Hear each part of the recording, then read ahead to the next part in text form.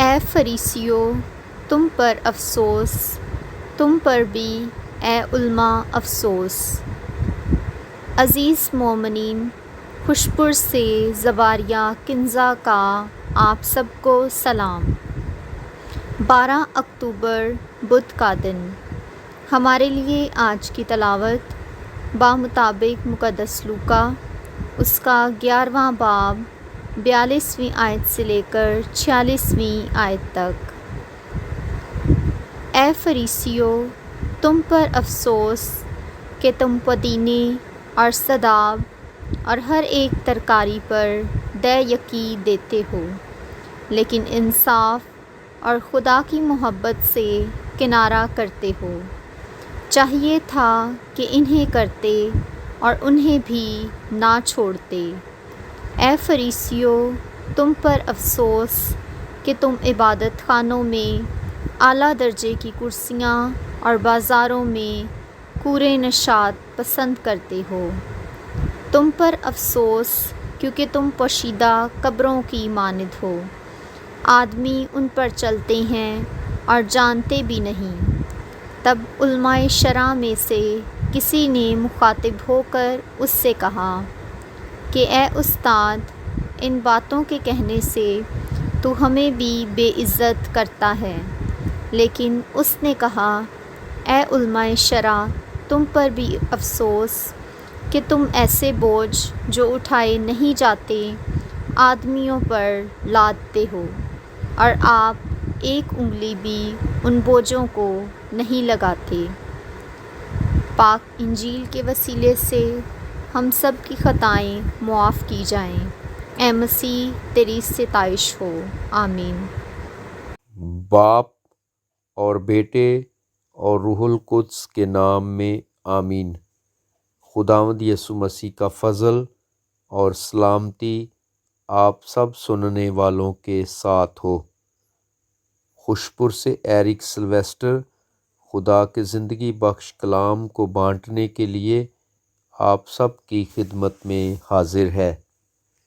عزیز مومنین، آج کی پہلی تلاوت مقدس پالوس رسول کے گلاطیوں کے نام خط کے 5ویں باب سے لی گئی ہے، جہاں مقدس پالوس رسول تلقین کرتا ہے کہ اگر تم زندگی میں پاک روح کی ہدایت سے چلو گے تو تم شریعت کے متحد نہیں رہو گے۔ مقدس پالوس رسول جسم کے کاموں اور روح کے پھلوں کا ذکر کرتا ہے۔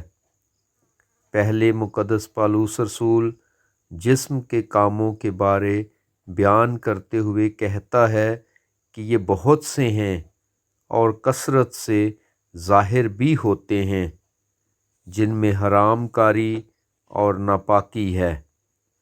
بعض پہلے اور دوسرے حکم کے خلاف گناہ ہیں، مثلاً بت پرستی اور جادوگری۔ اس کے علاوہ پڑوسی کے خلاف گناہ ہیں، مثلاً دشمنی، جھگڑا، حسد اور غضب وغیرہ۔ ان کے باعث بعض اوقات قتل کرنے تک نوبت چلی جاتی ہے۔ مقدس پالوس رسول واضح کرتا ہے، یہ وہ کام ہیں جن کی وجہ سے ہم خدا کی بادشاہی میں داخل نہ ہوں گے۔ گناہ کو جسم کے کام کہا گیا ہے۔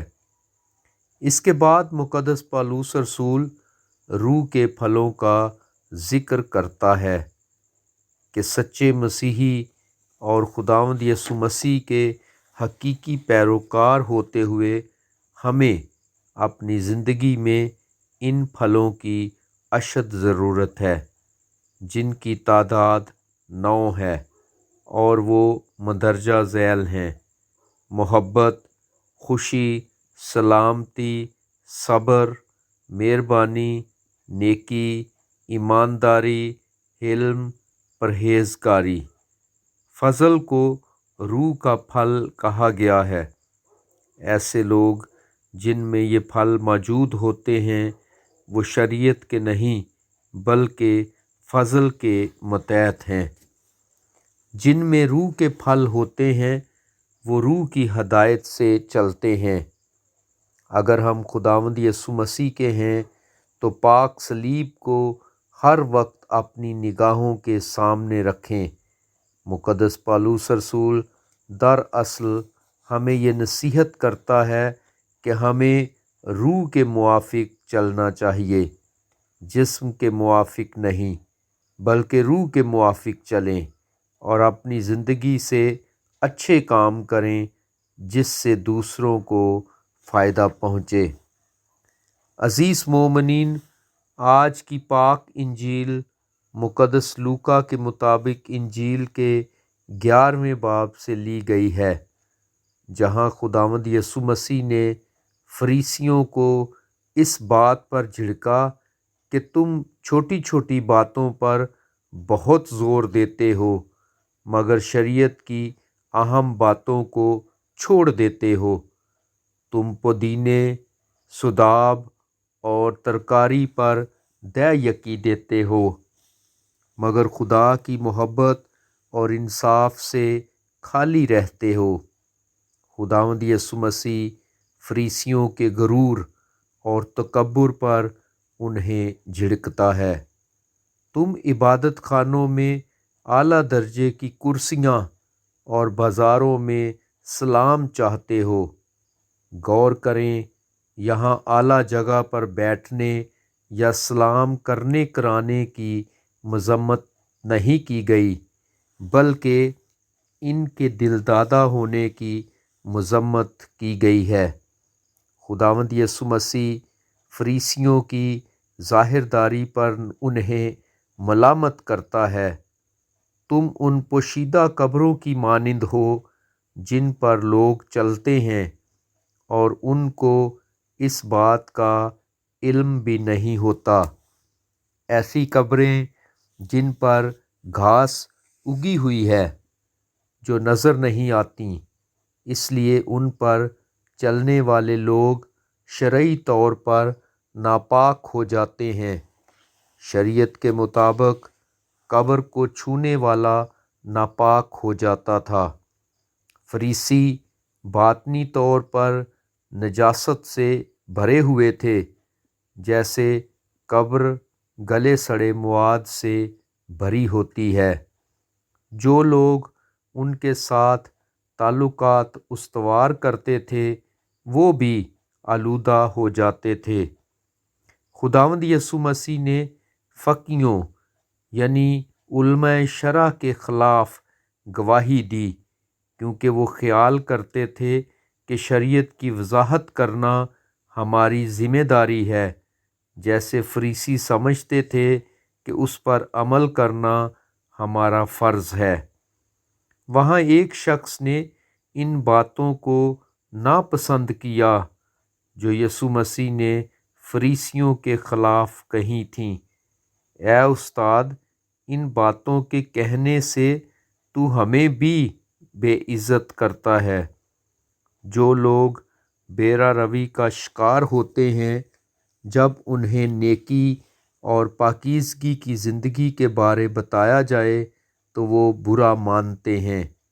چنانچہ خداوند یسوع مسیح نے انہیں آڑے ہاتھوں لیا اور کہا کہ تم پر افسوس! آئیں آج خدا سے دعا مانگیں کہ وہ ہمیں نیکی اور پاکیزگی کی زندگی بسر کرنے کا فضل عطا کرے، ہم میں سے ہر قسم کی برائی کو ختم کرے اور پاک روح کے پھل پیدا کرے، تاکہ نمود و نمائش اور ظاہرداری کی بجائے باطنی زندگی میں مضبوط ہوں اور ہر کام اپنی خوشنودی کے لیے نہیں بلکہ خدا کی خوشنودی کے لیے کریں۔ مسیح خداوند کے وسیلے سے آمین۔